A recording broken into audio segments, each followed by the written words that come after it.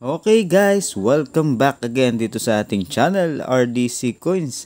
At sa bidyong ito ay pag-uusapan natin kung magkano na ang halaga nito ng 10 peso coin year 2000 na kasalukuyan pa nating ginagamit.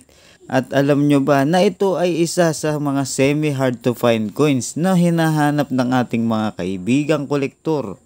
Pero bago po natin pag-usapan yan mga kabarya, ay may isi-share lamang po akong kaunting kaalaman about sa bariyang ito.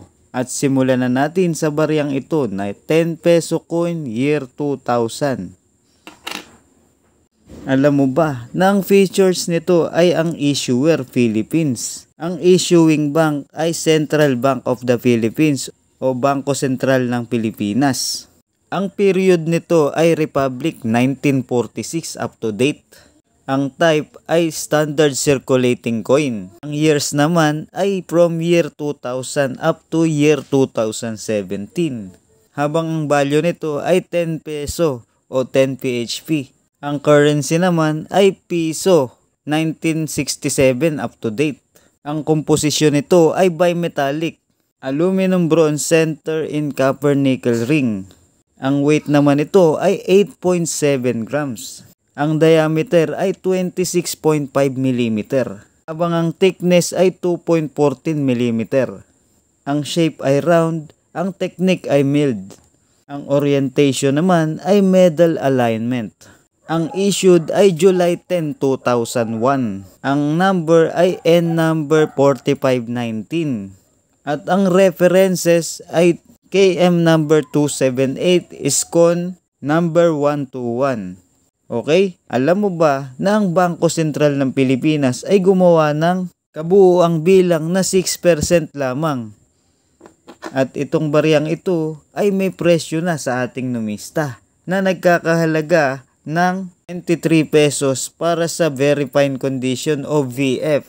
Sa XF naman o sa extremely fine condition ay 24 pesos. Habang sa AU naman o almost uncirculated condition ay 70 pesos. At sa uncirculated condition o UNC ay 190 pesos. Yun yung mga talagang hindi pa nag-circulate na barya. Okay? At ito naman bariyang ito ay pwede nyo nang ibenta sa ating mga kaibigang kolektor. Pero hindi lahat ng coin collector ay naghahanap nito. Doon nyo lang po ibebenta sa mga kailangan at mga bumubuo ng 10 peso BSP coin series. At yung presyo naman ito mga kabarya ay nakadepende sa itsura ng inyong mga bariyang nahahawakan.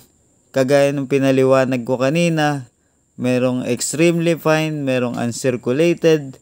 Ito po ay nakadepende sa itsura ng inyong barya, kung gaano pa kaganda. At syempre mas mataas ang presyo ng uncirculated condition. Okay?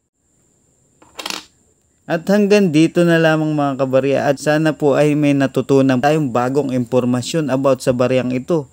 At akala natin wala itong halaga, pero syempre may mga coin collector na naghahanap nito. Hindi natin napapansin ito pala ay mahalaga sa mga coin collector. Kaya mas mabuti po na chinecheck nyo mabuti yung barya na inyong mga nahahawakan. Okay, hanggang dito na lamang po at maraming salamat sa inyong patuloy na pagsubaybay dito sa ating channel RDC Coins. At abangan nyo lamang po yung ibang mga video natin. Marami pa tayong video na i-share sa inyo para naman malaman natin yung mga presyo at halaga ng bawat coins na nagagamit pa at yung mga old coins natin. Okay? Muli po maraming salamat at hanggang dito na lamang po.